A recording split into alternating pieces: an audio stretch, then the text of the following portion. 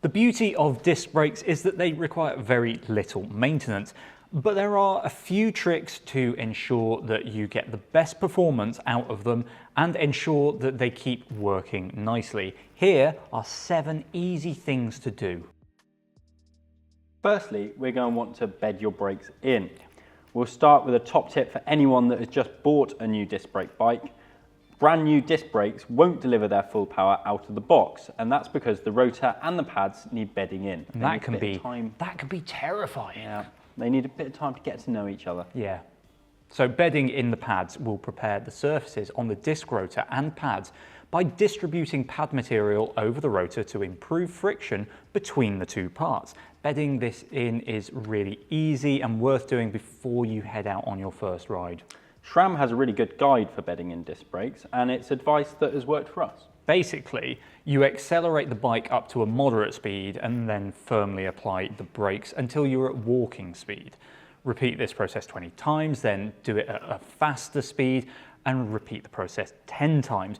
You don't want to come to a stop though, because that will create a small patch apparently that's more bedded in than the rest. Now I know. Doing this process should drastically improve the performance of your brakes and prepare them for many happy rides. All right, mate, I think this is the most annoying complaint and most common with disc brakes. It was a more frequent issue with early generation disc road bikes, but the adoption of flat mount standards and most wheel and frame manufacturers improving their tolerances has led to rubbing brakes being, well, less of an issue than it used to be. Yeah, thank God. If your brakes are rubbing, the first thing I'd always recommend people trying is centering the caliper over the rotor. To do this, you'll want to slacken off the caliper bolts, spin the wheel, and then with the disc brake lever applied, tighten the bolts back up. Most of the time, this tip works great. Occasionally, I might have to do it twice, but it's a good place to start. Yeah, and then if it's still rubbing, you might have a bent rotor, but you might also want to try aligning it by eye.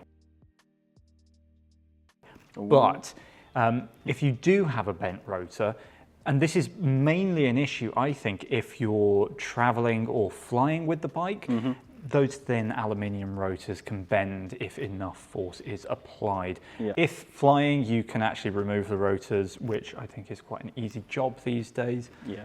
But yeah. If you do have a bent rotor, then slowly rotating the disc rotor in the caliper to see where it's out of alignment, then very gently you can use a spanner with a rag, or you can actually get a proper rotor truing tool, can't you? Yeah. To bend the rotor a small amount back to where it's supposed to be.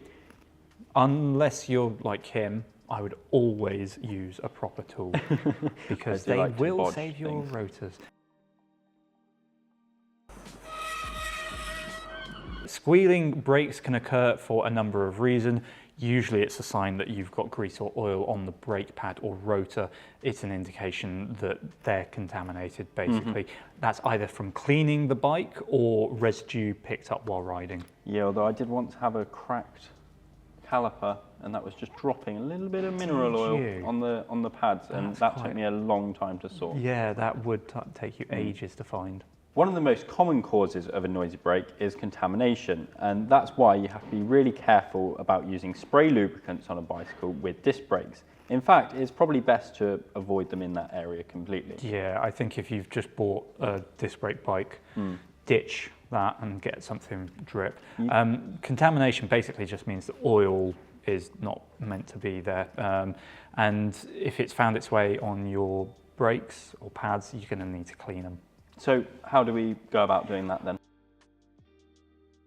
You're going to need the following, a Blue Peter moment here. You're going to need the following, Jamie. You're going to need some, I would say, sandpaper. You're going to need some acetone or isopropyl alcohol, whatever it's called. What, sorry? Isopropyl? Propylene, isn't it? I don't know. That one. Acetone. You know what we mean. And some fire. No, don't use fire. It used to be what we did for fun in the bike shop, but I wouldn't recommend it. Personally, I reached some acetone and a bit of sandpaper. That should get the pads sorted. And while Liam does like a bit of fire, probably just don't do that. No. In all seriousness, use the acetone on the rotors as well. Definitely. And while everything is out, clean the caliper bodies with the degreaser and the piston walls too with acetone. You don't want sticky pistons. Yeah. Which leads us on nicely to popping pistons. The great thing about hydraulic disc brakes compared to mechanical discs and rim brakes is that the calipers automatically adjust for pad wear. So as the pad wears, the pistons move out of the caliper to keep the distance to the rotor the same. It's a key advantage over rim brakes. It's one that I actually really like. However, you will need to be careful when you're taking the wheels out of the bike, whether that's for transportation or storage. If you then go and pull the brake lever, I find you have to do it a few times with the wheel out. It can lead to the piston popping out, which is just a nightmare. Especially if your pads are worn, the pistons have further to travel. I've done it once. Mine are all right. No, have you never done it? I've been lucky so far, and I must admit, I'm not very good at using a pad spacer, which we all should do. That is our top tip. Yeah, use the pad spacer, but if you do press them together with the brake pads in, you can get like a little flathead screwdriver, very carefully push them back out. You've got to make sure they go back in straight. You do, and you don't want to damage your pads either, because that's going to lead to imbalanced rotor wear, which you don't want. I like mushy peas, but what about mushy brakes? I don't like mushy peas. You're weird. So hydraulic brakes should have a nice firm lever action, and if the brake lever feels mushy or spongy, then it's a sign that there's air in the system, and this is going to require bleeding. It's very rare for air to get into the system, as a hydraulic brake is completely sealed, or it should be anyway. However, that doesn't mean to say that it's not possible over a few years or so. So don't fear, it's not something you'll have to worry about doing frequently.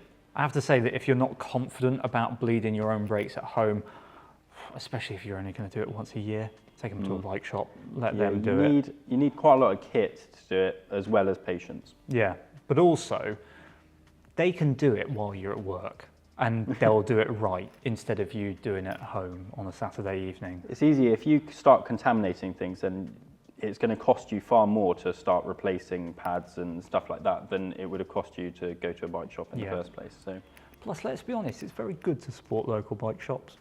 Yeah, I do quite like to do my own stuff, but there are certain jobs that it's just easier. Yeah.